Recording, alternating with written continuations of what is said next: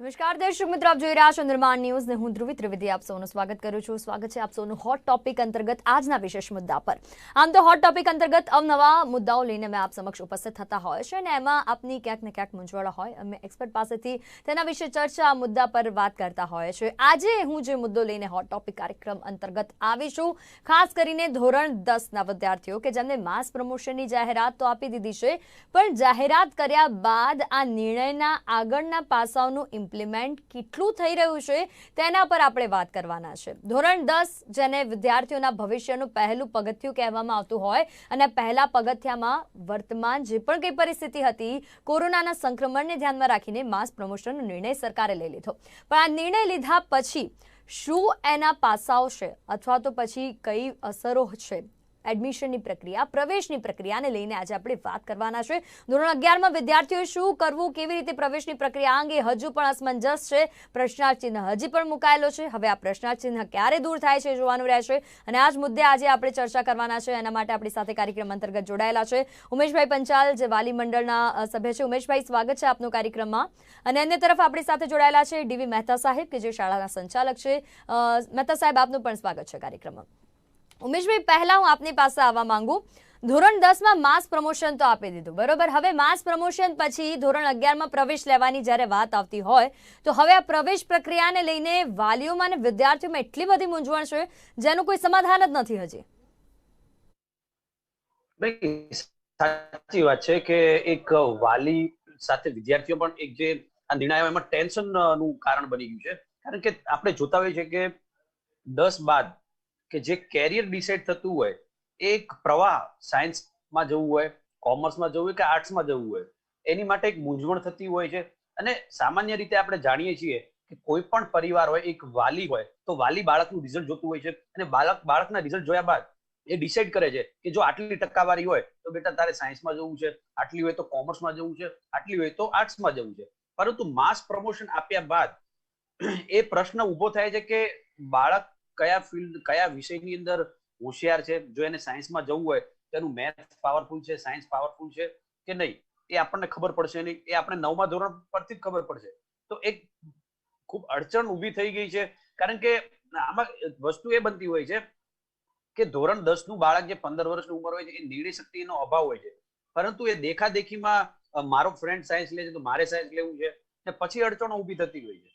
તો આપણે આની અંદર એક વાલી તરીકે ને એક વાલી મંડળ તરીકે અમને મોટી અડચણ એ જ દેખાઈ રહી છે કે સરકારે ઘણી એવી સ્પષ્ટતા કરવાની જરૂર હતી, કે પછી પ્રવેશ માટે પણ કોઈ એક એસઓપી કહી શકાય એવી એસઓપી બનાવવાની હતી કે હજી પણ જેની અછત જોવા મળી રહી છે અથવા તો જેનો અભાવ છે. સમજો કે હું સ્ટુડન્ટ છું, મારે સાયન્સની અંદર જવું છે, તો સાયન્સની અંદર જે મહત્વના જે વિષયો પાયારૂપ હોય છે કે એ સાયન્સની અંદર એક અગત્યનો ભાગ ભજવતા હોય છે, તો એની ટકાવારી કે એનું પ્રમાણ 9મા ધોરણ પ્રમાણે કંઈક ગણવું જોઈએ, કે એની ફરીથી એડમિશન વખતે પ્રક્રિયા એ લઈ શકે પરીક્ષા, એવું કંઈક ધોરણ મૂકવું જોઈએ કે જેનાથી બાળક એની માટે લાયક છે કે નહીં એ ચેક થઈ શકે. તો સાયન્સની તરફ હોડ લગાવશે તો એટલી સીટ પણ નહીં હોય. તો સરકારને એ બધી સ્પષ્ટીકરણ કરવાની જરૂર હતી. કારણ કે અત્યારે આટલી બધી હજારો શાળાઓ છે, દરેક શાળાઓ પોતપોતાના અલગ રૂલ લઈને ચાલશે તો પણ તકલીફો ઊભી થશે. એની કરતા સરકાર જ એક મધ્યસ્થી બની અને સરકાર જ એક એસઓપી બનાવી દે કે ભાઈ આ રીતની પ્રવેશ પ્રક્રિયામાં આ ધારા ધોરણ હશે, આ લેવલે જો આ બાળક ઉત્તીર્ણ થશે તો એને સાયન્સમાં પ્રવેશ મળશે, નહીં તો નહીં મળે. તો અમારી એ જ માંગ છે કે એક સ્પષ્ટીકરણ થવું જોઈએ, એક વ્યવસ્થિત રીતે એક સરકારે રજૂઆત અને વાલીઓને મૂંઝવણ જે થઈ રહી છે વિષયો માટે, એનું એક નિષ્ણાંતો, વાલી મંડળો હોય કે સારી એવી ટીમ હોય, એમનો અભિપ્રાય લઈ અને સ્પષ્ટીકરણ કરી અને પછી માસ પ્રમોશન ડિક્લેર કરવું જોઈએ. નો જ્યારે સવાલ આવે છે વિદ્યાર્થીઓને તો પ્રશ્ન છે જ, કારણ કે 10મું હજી તો કાચી ઉંમર છે વિદ્યાર્થીઓની, ને આ ઉંમરમાં એવું કહેવાય ને કે મિત્ર જે લે એ લે, સાયન્સ લે તો સાયન્સ, કોમર્સ લે તો કોમર્સ. હવે આ ફિલ્ડમાં આ બંને ફિલ્ડની સીટો તો કદાચ ખૂટશે, કોમર્સ ને સાયન્સની, એમાં પણ સાયન્સની ખાસ કરીને. જ્યાં તકલીફ જોવા મળવાની છે ડિગ્રી ડિપ્લોમા કોર્સ છે, આર્ટ્સ જેવા કોર્સ છે ત્યાં, કારણ કે બધાને માસ પ્રમોશન મળી ગયું એટલે એબિલિટી ક્યાંક ને ક્યાંક ચેક કરવામાં પ્રશ્ન છે. આ જ પ્રશ્ન હું મહેતા સાહેબ પાસેથી પૂછવા માંગુ, આપની પાસેથી જાણવા માંગુ કે હવે શાળા સંચાલકો પર પ્રશ્ન આવીને ઉભો રહી ગયો, પસંદગી કેવી રીતે કરવી વિદ્યાર્થીઓને. પહેલા તો મેરિટ લિસ્ટ આવતા હતા બહાર, મેરિટ લિસ્ટ પ્રમાણે તમે એડમિશન આપતા હતા, પણ હવે મેરિટ લિસ્ટ નથી આવવાનું, માસ પ્રમોશન વાળી પ્રોગ્રેસ રિપોર્ટ આવવાની છે. એટલે આ માર્કશીટની અંદર તમે પસંદગી કેવી રીતે કરવી વિદ્યાર્થીઓને એડમિશન વખતે? નમસ્કાર મિત્રો, ખાસ કરીને સરકારે જ્યારે માસ પ્રમોશનની વાત કરી છે તો એક પ્રશ્નની સાથે બીજા પ્રશ્નો આવવાના જ છે, સ્વાભાવિક છે. ત્યારે જેમ ઉમેશભાઈ પંચાલના બેકગ્રાઉન્ડમાં એક સરસ મજાનું કોટેશન છે, બરાબર, કે stock market is the instrument to transfer impatient to patient. એટલે થોડું ધીરજ રાખશું, પેશન્ટ રાખશું તો આનો સોલ્યુશન આવશે. ખાસ કરીને સરકારશ્રીની ગાઈડલાઈન ટૂંક સમયમાં આવી જવી જોઈએ, કેમ કે એની બે મીટિંગ થઈ ગઈ છે કે કયા પ્રકારે આપણે માસ પ્રમોશન આપવું. માસ પ્રમોશન પછી પણ બાળકોનું 9મા ધોરણ અને 10મા ધોરણ એ લગભગ બેવના આધારે રિઝલ્ટ તૈયાર થવાનું છે કે એમનું 9મા ધોરણનું જે પરફોર્મન્સ છે અને 10મા ધોરણમાં જેમની યુનિટ ટેસ્ટ અથવા સત્રાંત પરીક્ષા લેવાની હોય એના આધારે 20% છે એ વખતે ઇન્ટરનલ માર્ક્સ છે. આ પ્રકારે એનું માર્કશીટ પણ તૈયાર થશે અને સરકાર માર્કશીટ પણ આપશે અને ડિગ્રી પણ આપશે, બે આપશે 10મા ધોરણનું. ત્યારે આ એક ક્રાઇટેરિયા થયું. આ ઉપરાંત એજ્યુકેશન એ કન્ટિન્યુઅસ પ્રોસેસ છે, એટલે બાળકનું 1 ધોરણથી 9 ધોરણ સુધીની જે પ્રક્રિયા હોય ભણવાની, એ પ્રક્રિયાના આધારે પણ બાળક છે એનું ઇન્ક્લિનેશન સાયન્સ ટુવર્ડ્સ છે, કોમર્સ ટુવર્ડ્સ છે કે આર્ટ્સ ટુવર્ડ્સ છે, એ પણ નક્કી થઈ શકે છે. ત્રીજું, ઘણી સ્કૂલ, માનો કે હું વાત કરું તો જીનિયસ ગ્રુપ ઓફ ઇન્સ્ટિટ્યુશને અમે વિદ્યાર્થીઓ માટે કેરિયર પાથ ફાઇન્ડર એના માટેની અમે એન્ટ્રન્સ ટેસ્ટ બાળકો માટે કેવી, એમાં એટીટ્યુડ, એપ્ટિટ્યુડ, સબ્જેક્ટિવ નોલેજ, એવું 4 દિવસની ટેસ્ટ લઈ ઓનલાઈન, અને જેના આધારે બાળકનું કમ્પ્લીટ કોન્સોલિડેટેડ એક માર્કશીટ રિઝલ્ટ જેવું તૈયાર થાય, જેમાં એનું પરફોર્મન્સની સાથે એને કયા વિષયમાં એમનું વધારે પ્રભુત્વ છે એ પણ માર્ગદર્શન મળી શકે. આ જ પ્રકારે અન્ય સ્કૂલો પણ કરી રહી છે. ત્યારે થોડી ઘણી મુશ્કેલીઓ છે સ્કૂલોને પણ કે ભાઈ સરકારની ગાઈડલાઈન છે કે તમે પ્રવેશ અત્યારે ના આપી શકો, એન્ટ્રન્સ ટેસ્ટ ના લઈ શકો, તમે કોઈનું કન્ફર્મેશન ના કરી શકો. પણ મારે પણ સંચાલકોનો પ્રશ્ન છે એ મૂકવાનો છે કે આજે મારા ધોરણમાં 11માં સાયન્સ, કોમર્સ, આર્ટ્સનો વખતે એક ક્લાસ છે. હવે મને જ્યાં સુધી નક્કી નહીં થાય કે મારે ત્યાં 60 થી વધારે વિદ્યાર્થીઓ થવાના છે નક્કી, ત્યાં સુધી હું બીજો જે વર્ગનો વધારો છે સરકાર પાસે કેવી રીતે માંગીશ? એટલે જો સંચાલકો વખતે રજીસ્ટ્રેશન કરે, હા સંચાલકોએ ભણાવવું ના જોઈએ, પ્રવેશ ના આપવો જોઈએ, ફીસ ના લેવું, પણ રજીસ્ટ્રેશન જો સંચાલકો કરે તો મારા હિસાબે એમાં પ્રેક્ટિકલી કશું ખોટું નથી. ત્યારે ફરી એકવાર એક 9મા અને 10માનું રિઝલ્ટ જે સરકાર જે તૈયાર કરાવશે, જે ગાઈડલાઈન આપશે એ. બીજું કે એન્ટ્રન્સ ટેસ્ટ આ પ્રકારનું જે ગાઈડિંગ ફોર્સ હોય. ત્રીજું કે 1 થી 9 ધોરણનું બાળકનું જે પરફોર્મન્સ છે એ. આ 3 જે પ્રક્રિયા છે અથવા 3 જે પેરામીટર્સ છે એના આધારે બાળકનું 11માં એડમિશન કન્ફર્મ થઈ શકે. જ્યાં સુધી આપણે વાત કરી કે ખાસ કરીને જે કોર્સિસ છે ટેકનિકલ કોર્સિસ, ડિપ્લોમા, તો ડિપ્લોમામાં સરકારે સૂચના આપી છે કે ડિપ્લોમાનું એન્ટ્રન્સ ટેસ્ટ લઈ અને ત્યાર પછી બાળકોને પ્રવેશ આપવો. એટલે ડિપ્લોમા કોલેજીસના આ સૂચના અપાઈ છે. જી ચોક્કસ. એટલે એન્ટ્રન્સ ટેસ્ટના મૂલ્યાંકનના આધારે એ લોકોને ત્યાં એડમિશન મળશે કે કેમ એ હવે સરકારશ્રી દ્વારા નક્કી કરવામાં આવ્યું છે. પણ પ્રશ્નો ઘણા બધા છે. ક્યાંક એવું પણ લાગે છે મહેતા સાહેબ કે ક્યાંક શાળા સંચાલકો અને સરકાર વચ્ચે થોડો કોમ્યુનિકેશનનો અભાવ હોય અથવા તો મેનેજમેન્ટનો થોડો અભાવ, બંને વચ્ચે વાતચીતમાં લાગી રહ્યો છે. કારણ કે જેવું ન હોત તો ધોરણ 11માં પ્રવેશ પ્રક્રિયા ઘણી બધી શાળાઓમાં ચાલુ કરી દીધી, ધોરણ 11ના એડમિશન લઈ લીધા. એટલે આ બધું કેવી રીતે થયું? જો તમને કોઈ આદેશ નથી મળ્યો તો એડમિશન પ્રક્રિયા અંગે કે લેવી કે ન લેવી, તો હવે પ્રશ્ન છે એનો, કારણ કે વાલી મંડળ પણ જઈ રહ્યા છે, તેઓ પણ આ પ્રશ્ન મુદ્દે ઉઠાવી રહ્યા છે વાત.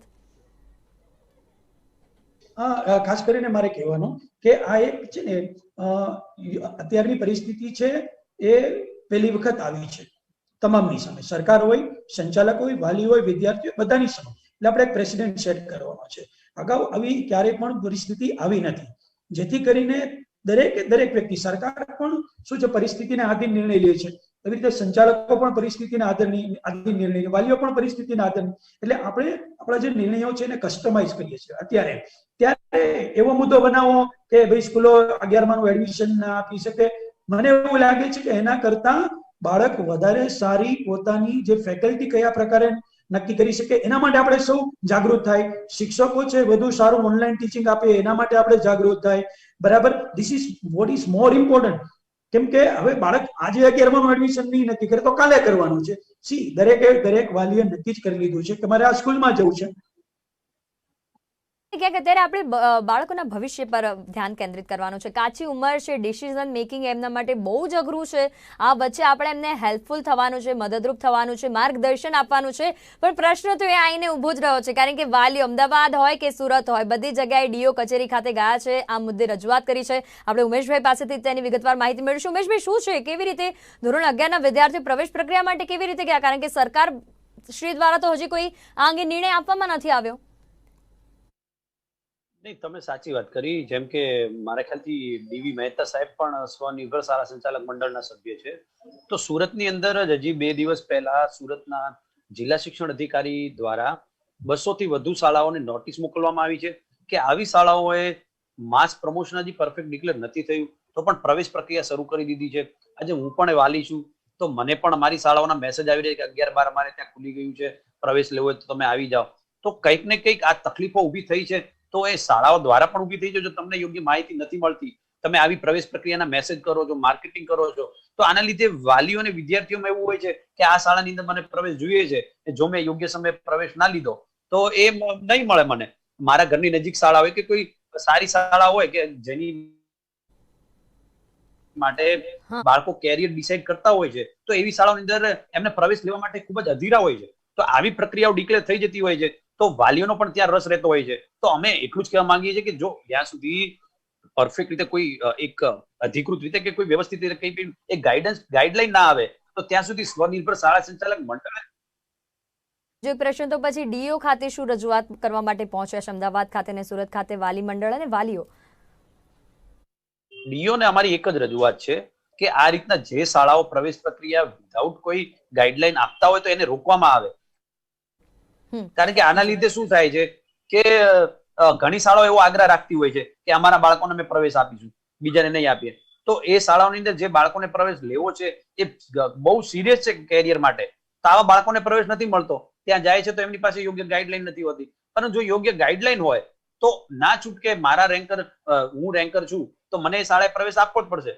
તો આવી પરિસ્થિતિનું નિર્માણ ભવિષ્યમાં તકલીફ ઊભી કરી શકે. જેના માટે અમે ડીઓને એ રજૂઆત કરી કે તમે આવી શાળાઓ માટે એક્શન લો અને એમને અટકાવો કે હજી સુધી યોગ્ય ગાઈડલાઈન નથી આવી તો પ્રવેશની પ્રક્રિયા અત્યારે કરવામાં ના આવે. ને હું એ જ રજૂઆત મહેતા સાહેબ જે સ્વનિર્ભર મારા ખ્યાલથી સંચાલક મંડળના સભ્ય છે તો એમને કરું છું.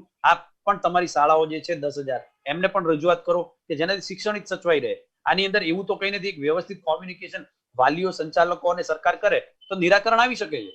કોરોના કારણે આપણે સૌ જાણીએ છીએ કે પરિસ્થિતિ કૃત્રિમ નથી, કુદરતી છે. તો આપણે શું એક વ્યવસ્થિત કોમ્યુનિકેશન કરીએ તો થઈ શકે. પરંતુ અહીંયા શું થાય છે, સરકાર નથી, સંચાલકોને સાંભળતી નથી, વાલીઓને સાંભળતી, ડાયરેક્ટ નિર્ણય મૂકી દે છે અને પછી તકલીફો જે ઊભી થાય છે એ સંચાલકોને, વાલીઓને, વિદ્યાર્થીઓને થાય છે.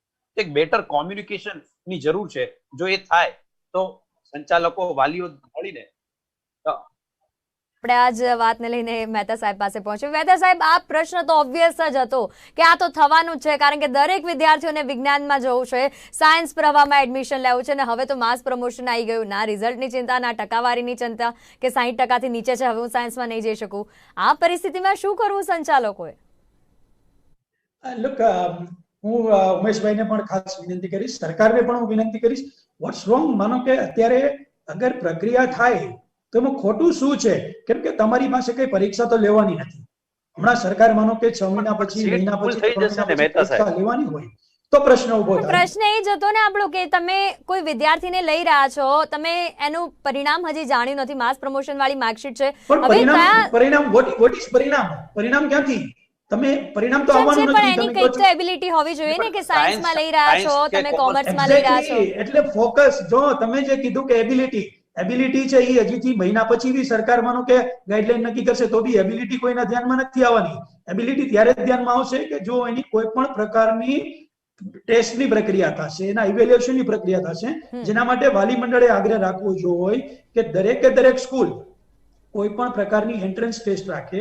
સરકારને પણ અમે આ સૂચના આપી, સરકારને પણ અમે વિનંતી કરી કે તમે પણ વિદ્યાર્થીઓને માર્ગદર્શન મળે એના માટે કોઈ એવી ઓનલાઈન ટેસ્ટ રાખો કે જેનાથી બાળકને પોતાના લેવલનો ખ્યાલ આવે. Right now everybody is insecure, બધાને અસલામતી છે, વાલીને અસલામતી છે, વિદ્યાર્થીને અસલામતી છે, સંચાલકને પણ અસલામતી છે. કેમ? હું તમને કહું કે વાલીને અસલામતી છે. ઉમેશભાઈ વાત કરી, મારે પર્ટિક્યુલર સ્કૂલમાં એડમિશન લેવું છે, પછી મને નહીં મળે તો, એટલે વાલી બધી સ્કૂલ જ્યાં એડમિશન લેવું ત્યાં એપ્રોચ કરે છે. સંચાલકને એ અસલામતી છે કે ભાઈ મારે બીજો વર્ગ વધારો માંગવો કે ના માંગવો. બરાબર, જે રીતે 10 લાખ વિદ્યાર્થીઓ પાસ થવાના હોય તો જે 60% અને 100% વચ્ચેનો ડિફરન્સ છે, 3 થી 4 લાખ વિદ્યાર્થીઓનો ડિફરન્સ છે, તો માનો કે હું 60 ની જગ્યાએ 80 વિદ્યાર્થીઓને એડમિશન આપું છું પછી અને મને વર્ગ વધારો નથી મળતો તો મારી હાલત શું થશે, એની પણ ક્લેરિટી નથી. એટલે સંચાલક પણ અસલામત છે. વિદ્યાર્થી એને કઈ ફેકલ્ટીમાં જવું, સાયન્સમાં જવું, કોમર્સમાં જવું, આર્ટ્સમાં જવું, એ ખ્યાલ નથી, એટલે અસલામત છે. ત્યારે આનું સોલ્યુશન બધાએ મહેતા સાહેબ, આ અંગે તમે સરકારશ્રીને રજૂઆત કરી છે ખરા? કારણ કે ક્યારેક તો એવો સમય આવશે જ્યારે ઓફલાઈન ક્લાસ ચાલશે ને જ્યારે કદાચ તમારા 2 વર્ગો હશે તો સોશિયલ ડિસ્ટન્સ સાથે તો તમારે વિદ્યાર્થીઓને બેસાડવા પડશે, આ બધી સુવિધાઓ ઊભી કરવી પડશે. એટલે આ બધું કંઈ તાત્કાલિક ધોરણે નથી થવાનું, એક ટાઈમ પ્રોસેસ છે જે ટાઈમ લેશે ખાસો એવો. એટલે આ બધી પરિસ્થિતિ વચ્ચે વિદ્યાર્થીઓના શિક્ષણનું શું, એ સવાલ તો ઊભો જ છે. લુક સી, ઓફિશિયલ વર્ગની પરમિશન એ જુદી વાત છે, વિદ્યાર્થીઓને સોશિયલ ડિસ્ટન્સિંગ સાથે બેસાડવા એ જુદી વાત છે. સરકાર જ્યારે એક વર્ગની પરમિશન આપે ત્યારે 60 વિદ્યાર્થીની પરમિશન આપતી હોય. આજે કોઈ શાળા આ પરિસ્થિતિમાં 60 વિદ્યાર્થીઓને બેસાડે નહીં, એ 2 ક્લાસ કરી નાખે 30 વિદ્યાર્થીઓના. એટલે સોશિયલ ડિસ્ટન્સિંગનો કોઈ ઇશ્યુ નથી થવાનો. પણ જે વાત છે ઓફિશિયલ પરમિશનની, મારે 60 ની જગ્યાએ 70 એડમિશન થાય છે કોઈ પણ સ્કૂલમાં XYZ, તો એને બીજો વર્ગ વધારો માંગવો કે ના માંગવો. માનો કે મેં 70 એડમિશન આપી દીધા 1 મહિના પછી અને વર્ગ વધારો છે એ મને નથી મળતો, તો શું? હું આજે માનો કે છે એ એડમિશન નથી આપતો અને પછી હું વર્ગ વધારાની માંગણી કરું છું અને મને વર્ગ વધારો નથી મળતો, તો શું? સંચાલકોને પણ આ મૂંઝવણ છે. મારા હિસાબે આ પ્રક્રિયા છે એનાથી એટલું બધું નુકસાન નથી. જો આપણે સમજદારીપૂર્વક આ પ્રક્રિયા છે એને સમજીએ, જો સમજદારીપૂર્વક આપણે એન્ટ્રન્સ ટેસ્ટ સેમે વાલીઓનું અને વિદ્યાર્થીઓનું કાઉન્સેલિંગ કરીને, આજે જ મારે ત્યાં એક વિદ્યાર્થી હતો કે જે 9મા અને 10મામાં સ્પોર્ટ્સમાં ખૂબ જ સારો હતો. હવે એ સ્પોર્ટ્સ કો કરિક્યુલર એક્ટિવિટીમાં પોતે કવિતા લખે, વાર્તા લખે. હવે એ વિદ્યાર્થીના વાલી આવ્યા કે એમને કીધું કે હવે આ બધું આના હિસાબે સ્પોર્ટ્સ શક્ય નથી કોરોનાના હિસાબે, તો એને સાયન્સમાં જવું છે. બરાબર, હવે he was from ICSE school. ICSE સ્કૂલમાં 9મા અને 10મામાં એને કોમર્સના વિષય હતા, તો ICSEમાં એને 11મા ધોરણમાં સાયન્સમાં પ્રવેશ નથી મળતો. હવે આ વિદ્યાર્થીને મારે માર્ગદર્શન આપવું પડે, મારે એને કાઉન્સેલ કરવું પડે. બરાબર, આવું કાઉન્સેલિંગ અને માર્ગદર્શન ઉપર જો આપણી ચેનલ, આવા વાલી મંડળ, સંચાલકો એ બધા જો કાઉન્સેલિંગ ઉપર ધ્યાન આપે તો ખરેખર વિદ્યાર્થી છે એ સાચી સ્ટ્રીમમાં જઈ શકે. સાચી છે કે કાઉન્સેલિંગની જરૂર છે. ક્યાંક આ કાચી ઉંમરમાં વિદ્યાર્થીઓને કેવી રીતે સ્ટ્રીમની પસંદગી કરવી, લાઇનની પસંદગી કરવી, એનું જ્ઞાન આપવું પ્રોપર જરૂરી છે. ઉમેશભાઈ, આપની પાસે આવવા માંગુ. મહેતા સાહેબ કહી રહ્યા છે 2 મહિના પછી પણ એડમિશન તો લેવાના છે અને એ પણ એમને જ પારખીને લેવાના છે અને અત્યારે પણ લેવાના છે, તો એમાં ખોટું શું છે? નહીં, મહેતા સાહેબનું જે કેવું છે એ પરિસ્થિતિ બોલવી અને જ્યારે વાસ્તવિક નિર્માણ થશે બહુ અલગ હશે. કારણ કે તમે સમજો કે હમણાં 60 કે 70 બાળકોને એડમિશન આપી દીધું અને એ બાદ કોઈ રેન્કર વિદ્યાર્થી તમારે ત્યાં આવ્યો તો તમારી પાસે સીટ જ નહીં હોય, તો આની માટે એક જ સોલ્યુશન છે કે એક ટેસ્ટ લેવામાં આવે અને સરકારી કાયદામાં પણ છે. મારે એ જ કહેવાનું છે કે ટેસ્ટ લેવામાં આવે, એટલે વાલી મંડળ છે ટેસ્ટની માંગણી કરે. અમે કરીએ છીએ કે યોગ્ય ટેસ્ટની સાથે કેવું છે શાળા સંચાલકો બંને જ કોમ્યુનિકેટ સારી રીતે કરે ને આ વાત સરકારશ્રીને કરે તો સરકારશ્રી પણ આના વિશે વિચાર કરે અને આના અંગે કોઈ નિર્ણય લે, પ્લાનિંગ કરે તો ચોક્કસ વિદ્યાર્થીઓને પણ સારી એવી રીતે તેમના એલિજિબિલિટી પ્રમાણે એમને એડમિશન મળે. નહીં, ચોક્કસ સાચી વાત છે. અને આની માટે જેમ મહેતા સાહેબે કીધું કે મારા બેકગ્રાઉન્ડમાં એમને સ્ટોક માર્કેટનું જે કોટેશન વાંચ્યું, તો મારા લેફ્ટ સાઈડના બેકગ્રાઉન્ડમાં મા સરસ્વતીનો પણ ફોટો છે. તો આપણે બંને સાથે મળી ને શિક્ષણિક સચવાય મા સરસ્વતીનું જે વિદ્યાધામ છે એ પવિત્ર એ કાર્યવાહી કરી છે. અમે ક્યારેય કોઈ એવા સ્ટેટમેન્ટ નથી આપ્યા. તમને ખુદને ખબર છે કે અમારું એક જ વાલી મંડળ એવું છે કે હંમેશા કોમ્યુનિકેશન જે ગેપ રહ્યો છે એ કોમ્યુનિકેશન ગેપ ટાળી અને સાથે મળી ને નિર્ણય લઈએ એની માટે આગ્રહ રાખ્યો છે. અને હું તમને અહીંયા જ કહું છું કે મે બી આજે તો એક બીજું આવેદન આપ્યું છે, આવતીકાલે આ જ આવેદન અમે સરકારને આપશું, ટેલિફોનિક વાતચીત કરીશું અને એક વ્યવસ્થિત એક્ઝામ સ્ટ્રક્ચર અને ગાઈડલાઈન બને એની માટે અમારું વાલી મંડળ શિક્ષણ હિતમાં કામ કરશે. ઠીક છે ઉમેશભાઈ, હા મહેતા સાહેબ આપની વાત પૂરી. Umeshbhai, I will send you the link. તમે જોજો ટેસ્ટ માટેની એમાં રિઝલ્ટ જે રીતે જનરેટ થાય છે that also I'll send you. બધું ઓટો જનરેટ છે, કાંઈ નથી કરવાનું.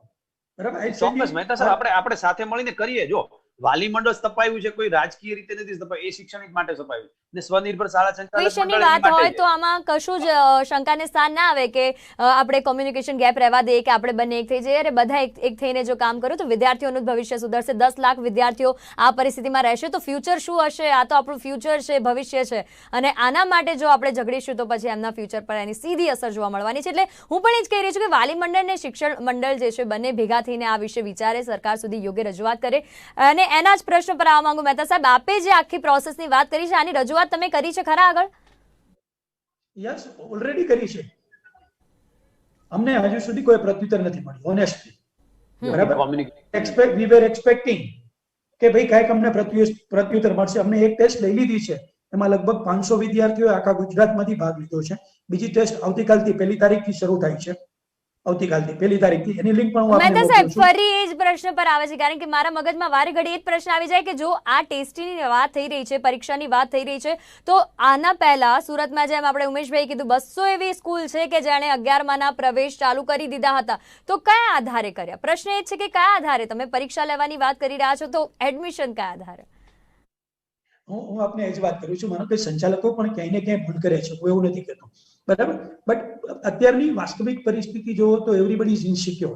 બરાબર? દરેકને ઉતાવળ છે, સંચાલકને ઉતાવળ છે, વાલીને ઉતાવળ છે. બરાબર? જે ખરેખર જરૂરી નથી. મેં જે ઉમેશભાઈના કોટેશનની વાત કરી એ પૈસા માટેની વાત નથી કરી. મેં વાત કરી છે એ જે ઇમ્પેશન માંથી પેશન તરફ ટ્રાન્સફર થવાની વાત છે કે દરેક વ્યક્તિમાં ધીરજ હોવી જોઈએ. અને વાલી હોય, સંચાલક હોય, વિદ્યાર્થી હોય કે સરકાર હોય, બધાનો ઉદ્દેશ હેતુ એક જ છે, શિક્ષણનું ભલું થાય, વિદ્યાર્થીનું ભલું થાય. આ જ ઉદ્દેશ બધાનો છે ને હોવો જોઈએ.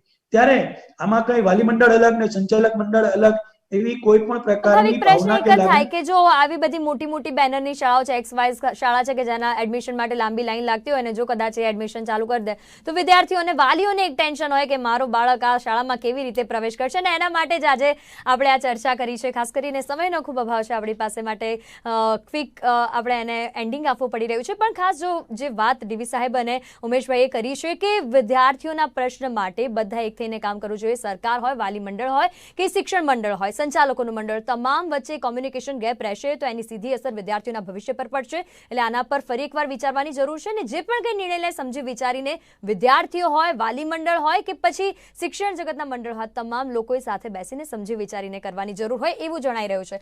ઉમેશભાઈ અને મહેતા સાહેબ, આ બંને અમારી સાથે આ ચર્ચામાં જોડાયા તે બદલ આપ બંનેનો ખૂબ ખૂબ આભાર. તો ખાસ આજે જે વાત થઈ છે, ધોરણ 10ના વિદ્યાર્થીઓને માસ પ્રમોશનની જાહેરાત તો કરી દીધી, પણ હવે આવેદન આપવામાં આવી રહ્યા છે વાલી મંડળ દ્વારા, કારણ કે ઘણી બધી શાળામાં ધોરણ 11ના એડમિશન લઈ લીધા છે.